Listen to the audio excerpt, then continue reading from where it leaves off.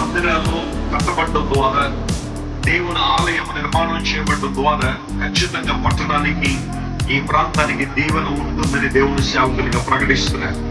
కారణం ఏంటంటే దేవుని సన్నిధి మనందరికీ కూడా ఆశీర్వాదం ఇచ్చే సన్నిధి. ఇలాంటి అద్భుతమైన మందిరాన్ని కట్టిస్తున్నారు.